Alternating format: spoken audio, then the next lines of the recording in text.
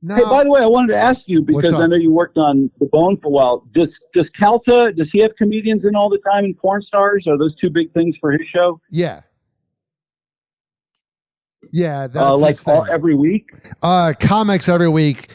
Ever since the Me Too movement, he hasn't done the porn star thing as much. When I was there in 2015, 2016, and 2017, I was there for 7 years.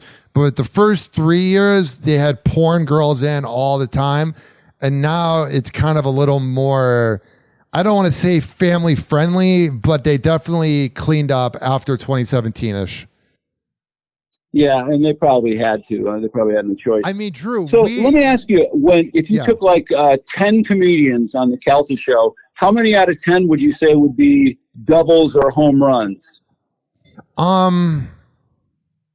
He would get the comics from Side Splitters, the local comedy club. So most of them were pretty funny. I mean, he has a good ear for knowing like which comic is good. He'll say on air, I don't want to have this comic on or whatever. But the moments that are great for him is when he has like Jim Norton on and Rich Voss. A lot of the guys from the Opie and Anthony universe, because he's a fan of Opie and Anthony, so he sort of knows how to work with them. And also he's had guys like Shane Gillis on maybe like 3-4 years ago, right when Shane was sort of canceled and wasn't cool. And those are the moments that are good. Wow, that was great. I mean, to have Shane Gillis on, he's fantastically funny. And that's important. I mean, if he's got an ear for comedy like that. And I felt that I did, but maybe I was just a little too picky about, and I just couldn't stand it when it went flat. So that's why I asked. But, I mean, Mike Calta's done very well, so I'm not surprised to hear that.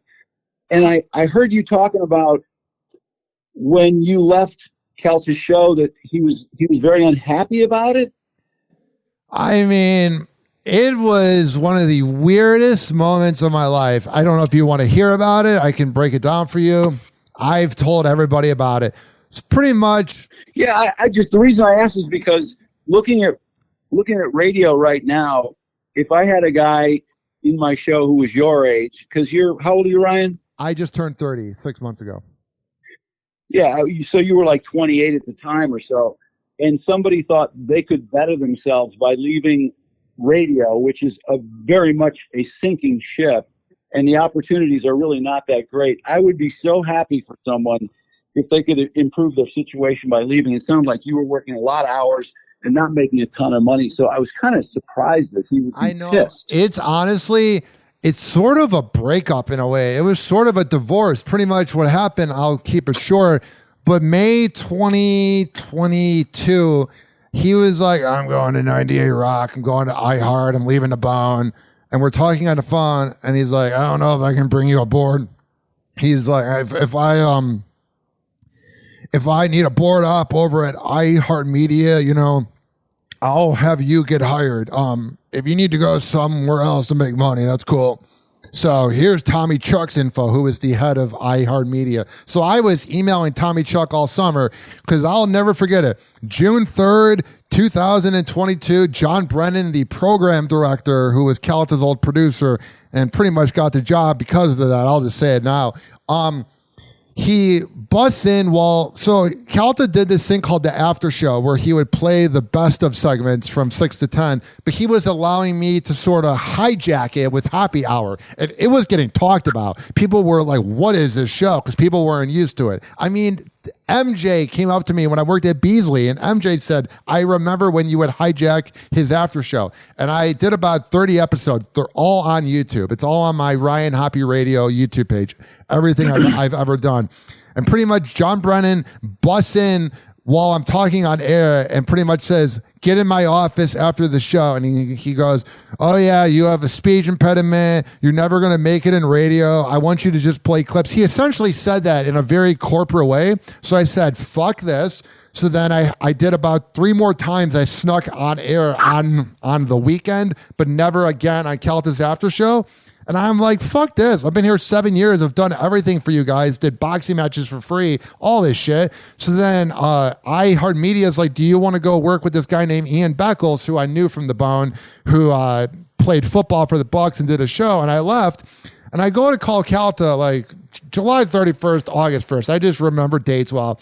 And it's 2 rings to the voicemail. And then he blocks me on all social media, even though he told me that I could go somewhere else to make more money if the Bone couldn't provide it or wherever he was going to go. And then he does like it literally became how Bubba treated Cowhead for 10 years. It's literally what it's become here. Like he still talks about me, and it's like, bro, like you blocked me. And then I saw recently he unblocked me on social. So I'm like, you're obviously creeping on my profile, bro. Like, I'm not a dummy. It's just, the whole thing's annoying, bro. Here's what's most annoying about it, is I'll be at like a bar.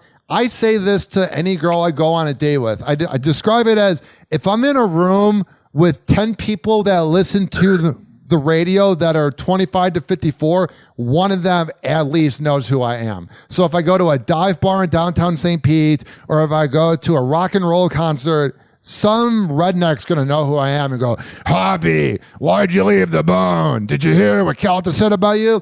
And it's very off-putting, Drew. Like, it's awesome. It's amazing getting recognized out and about. It's very flattering, especially when I'm on a date. It's a great look. But at the same time, sometimes it's a very dark energy, because you know how radio listeners are. Anybody can turn on the radio and be a listener, you know, especially when it's free radio and it's here in Florida. So you got all the bad shit crazy people. So you got to imagine me. I'm 6'9". I have a limp. It's very easy to recognize me. So I don't ever want to leave Tampa Bay. But there were times in the last year that I was like, fuck this. But I'm glad I didn't.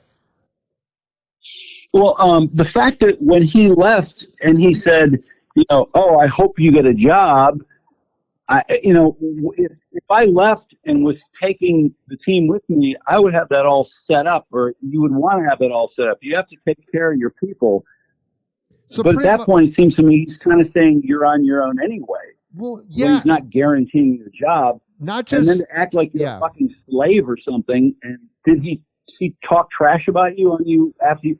He talked trash about me. I believe he had my ex-girlfriend on air. All this shit, bro. It was nauseating. What? It was literal. Or he did a Facebook post where he got my ex-girlfriend to talk about her side of our breakup, because I met her through the radio show, so she claimed to like own me, and I never responded to it. I wish her nothing but the best. Like, I'm not doing Jerry Springer radio. Like, I truly wish my ex nothing but the best, and it's nauseating. That was the most fucked up thing to probably happen in this decade, was when the 2 people I had the most trust for, my ex-girlfriend and Mike Calta, when they collaborated. That was quite possibly the most infuriating thing to happen this decade.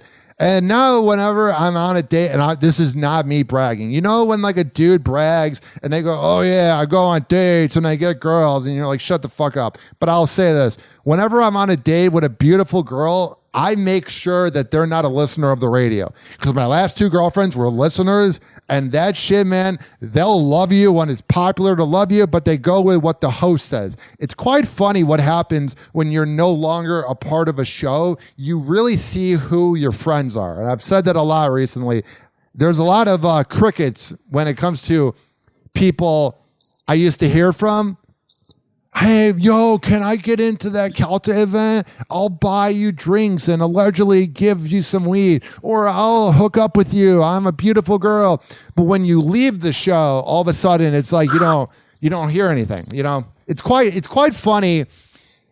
This is like me venting to you. The first 30 minutes was me talking about your life, and now I feel like you're like my shrink. No, I'm fascinated. I can tell you're a huge radio fan, and I'm a huge radio fan first, before I was ever on radio, and I'm still fascinated by radio. I love listening to new shows all the time, and I saw the list of all the shows you liked, and I was like, oh, what are these? Some of these shows I don't even know. I got to check them out. And I checked out your Instagram. And when you say people are no longer your friends, are you talking about the people that worked underneath Calta? Yeah, because I used to hang out with them at bars.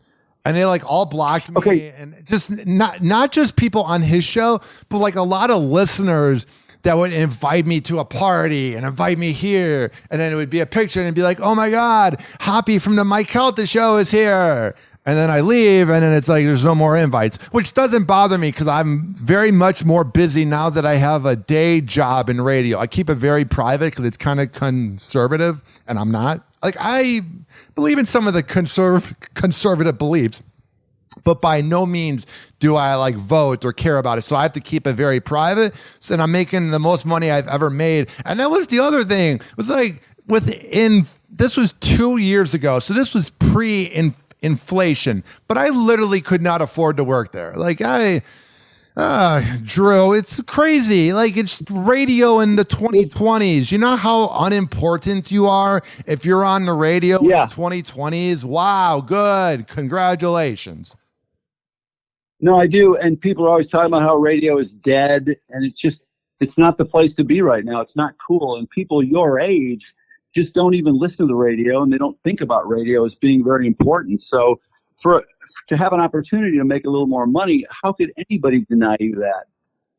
I know, it's crazy. Did they offer you more money? No, it was going to be the same. The night show and some of the board ops during the day all make $15 per hour part-time. And then they literally, the best part, bro, this is such a session of you as my shrink, Drew. I've never had more of a session on my podcast. No health insurance? No health insurance. Here's the best part, though. They go, we're giving you a $5 raise from 10 to 15, 11 to 15 or whatever. But then they cut the hours. So then you're making the same as if you were making 11 an hour.